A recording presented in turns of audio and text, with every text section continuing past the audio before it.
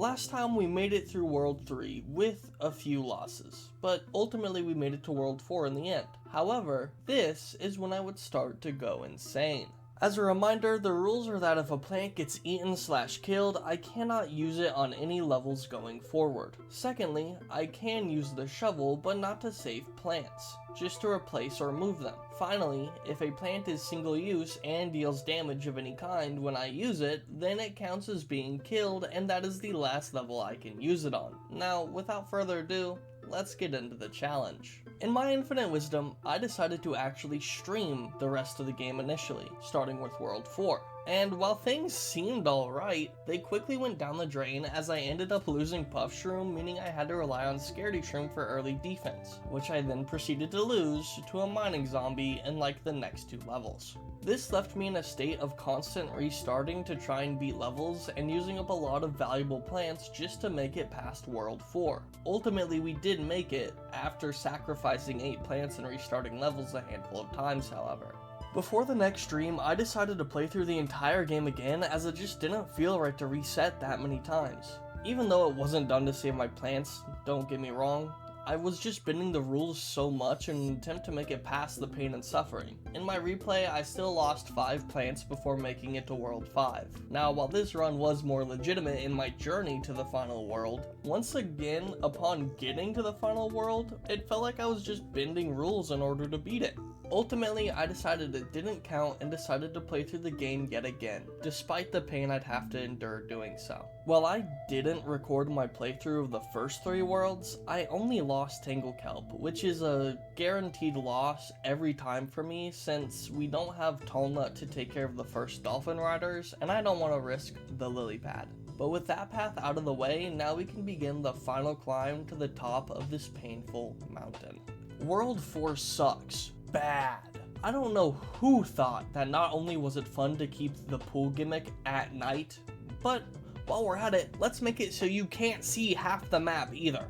Like, my deceased grandfather could come up with better game design than that, but I digress. World 4 starts out relatively kindly, all things considered, as the fog takes up more of the screen the further into the world you get. But that doesn't stop me from losing the sea shroom on the first level. Thankfully, the sea shroom is kind of garbage though, so it's not that big of a loss, but it would have been nice to keep it for a little longer. By beating the first level, we unlock Lantern, which up until recently I thought was hot garbage, but I never realized just how much of an impact being able to remove the fog made until this challenge. Level 1 introduces the Jack-in-the-Box zombie, however, which is kind of scary, considering at any moment bro could just walk up and bomb my plants out of existence. But once again, this is where our one true goat comes in handy. The Snow Pea is able to make this zombie way easier since it buys us extra time to kill it before it can get close enough to bomb my plants. Most of these levels aren't actually that bad. It only becomes hell on earth if we lose our Puff Shrooms, as those are what allow me to build Sun early on. However, Snow Pea and Scaredy Shroom can take care of most threats with help from Chomper for stronger threats and Fume Shroom for more damage. And that makes levels 1 and 2 pretty easy. Level 2 gives us Cactus, which means level 3 has the Balloon Zombie. Once again, a pretty easy threat. I can even just let them pass over me so long as my lawnmowers are still there.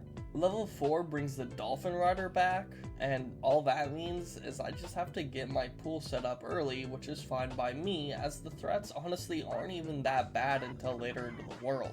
Cactus would also come on the team in place of Snow Pea for being cheaper when I didn't need Snow Pea to slow anything down. It's just hard to afford it when I have to plant lily pads and the sun shrooms give me so little sun. Level 4 gets us the Taco, which really just gives us free money and some new stuff on the shop. However, I'm not looking at getting really anything in the shop right now, so we'll come back to that later. Level 5, however, is Vase Breaker, which is a pretty fun minigame, but ultimately all that matters about it is that it unlocks the Split Pea. I just want to take a quick detour. Split Pea fucking sucks. It gets outclassed so much by Starfruit, which you unlock literally by beating the next level. You get Split Pea, you use it, then you have Starfruit. Split Pea could get removed from the game and replaced by a plant that does literally nothing, and I would be fine with that. It sucks as a replacement for pea shooter, and sucks at doing its job, shooting behind it, unless you have 2 of them. It is such an awful plan. Level 6 introduces a Roblox player's one dream. This thing sucks to deal with big time. It digs to the left of the map and essentially travels in reverse. And since all we have to deal with them is shitty old split pea, it's basically an all-you-can-eat buffet if I don't dig up my scaredy shrooms. And to prove just how bad split pea is, even with 2 of them, the miner zombie almost eats one. However, like I said earlier, this level gets us the vastly superior starfruit, which puts an ease to some of my suffering. Level 7 is where the world starts to mix and mash threats. So now we got bombing zombie and Roblox zombie together. However, with snow pea and our newly acquired starfruit, both of these threats are light work. This level grants us the pumpkin, and the next level shows the pogo zombie. Yet another bouncy zombie, but this time he hops over everything. Unless he hits a tall nut, that is. It's an easy level though, and for beating it we get the magnet shroom, which basically takes metal objects from zombies, usually ends up being defenses though.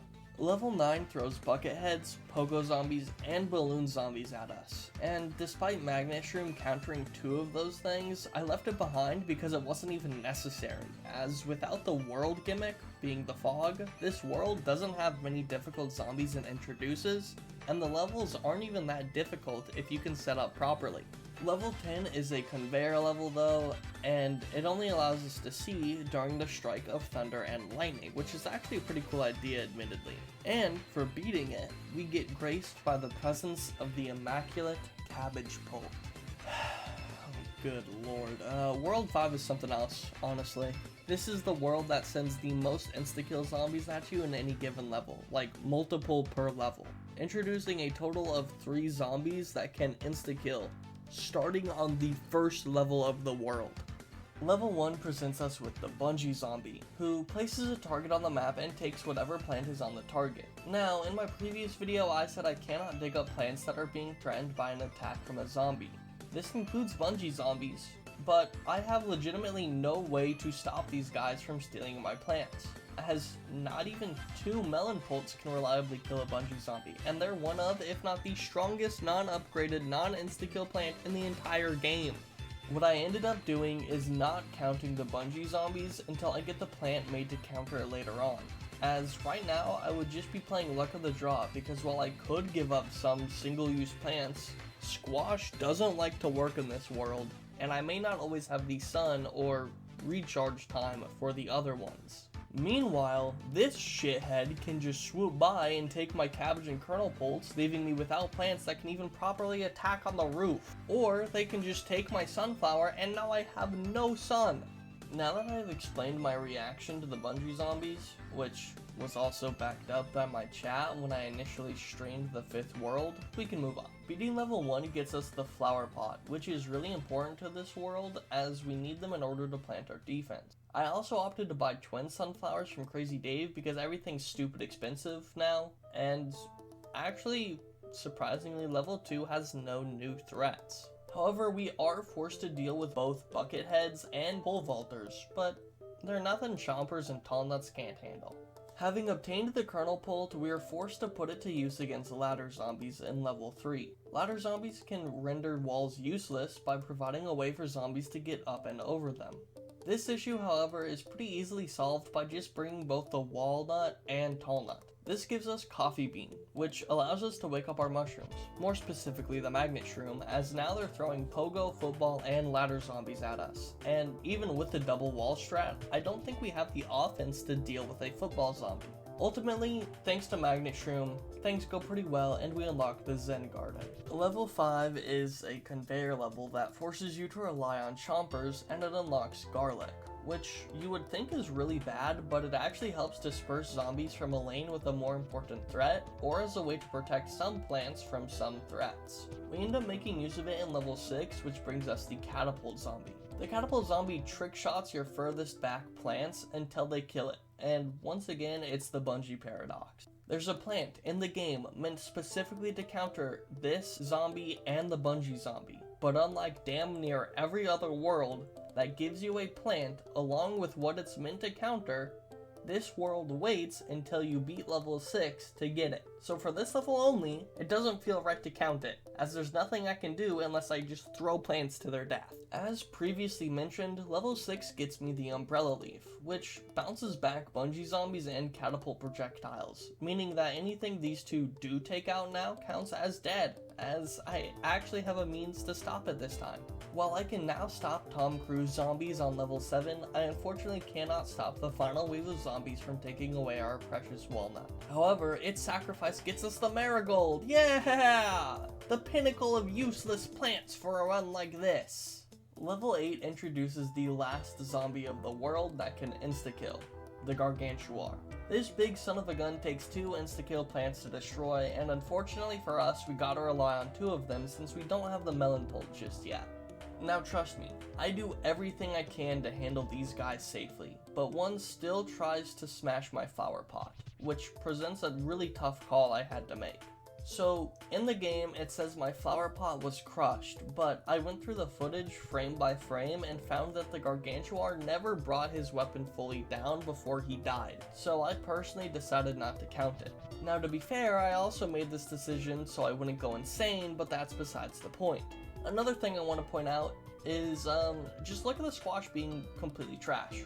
I don't know why I didn't hit that Gargantuar, but I told you this world was jank as hell. Level 8 grants us the final plant unlocked through adventure mode, in the melon pole. Meanwhile, level 9 puts us through some of the toughest zombies so far. We got bungees, bombers, quickscopers, Home Depot, bucket heads, and Gargantuars. Despite all of this though, I forgot to push record, but I had already beaten the level by the time I realized, so who cares. I did end up using the jalapeno though, to help out, since the melon pole is 300 sun. I will admit that we did lose the jalapeno. After beating level 9 though, we are faced by Dr. Zomboss in another conveyor level, so our repercussions are non-existent. Although to be fair, the guy drops fucking RVs on your plants, so, you know, that's probably for the best. Zomboss is defeated, and we are treated to the end credits. However, that's not quite the end of our journey, as now we must make our way through the minigames. I went out of my way to play all the minigames that wouldn't count for the challenge off screen, but eventually we were forced to play one of them. So I tried to go from easiest to hardest based on the plants I had, starting with Seeing Stars. Seeing Stars forces you to bring starfruit and requires you to make a starfruit out of starfruit. Super simple and easy stuff considering the toughest zombie is a bucket head. This also marked the start of me bringing Blover to all these levels because I had no idea what else to bring, you know, just to explain why he's up there in the first place. Next, I chose to deal with Zombie Nimble Zombie Quick, which just speeds up the game by an insane amount. I thought at first it was just zombies, but upon loading up the minigame, I realized it was actually everything. And while the zombies weren't an issue, I very quickly became overwhelmed by the insane amount of sun I was making, as well as at the idea that this part of the video probably looks like dog shit. Next up was more Whack-A-Zombie. Like last time, I treated it as if the plants were vulnerable if they got in, but it didn't matter because I'm a goat at Whack-A-Zombie. Then we had Last Stand, which I thought was going to be harder than it was since I didn't remember it very well. I forgot you get sun between waves, but despite that, my defense I drafted did pretty well thanks to the presence of our newly acquired Gloom Shroom, which can shoot in all 8 tiles surrounding it, on top of doing piercing damage like Fume Shroom does, making it a really strong plant in most of the post-game challenges. I was then faced with Zombotany. However, since this is the first version, it only has pea shooter and walnut zombies, and I had a pretty good strat for it. I put all my sunflowers on the top and bottom lane, and I used spikeweed and spike rock for attacking, while tall nuts kept them all safe. Meanwhile, I left the middle lanes open early for zombies to go through so I could build as much sun as possible, and thanks to the walnut repair I bought from the shop, I could keep my tall nuts alive just fine, while I slowly but surely defeated the zombies. After Zombotany 1, I dove right into Zombotany 2, which adds Gatling Pea, Tall Nut, Squash, and Jalapeno zombies. Squash and Jalapeno zombies can insta-kill my plants if I'm not careful, but in my downtime between playing, I actually did some research on how I could beat this level with what I had. Ultimately, I came to the conclusion of Gloom Shroom spam. Since they can defend the lanes next to them, I would only have to put the zombies in the lanes next to them using garlic, which left them wide open to my mushroom firing squad. I must say this worked really well. It kept everything safe, which was super relieving as I thought that level would be the death of me. However, it was the death of the potato mine and garlic. I then rewarded myself with Pogo Party.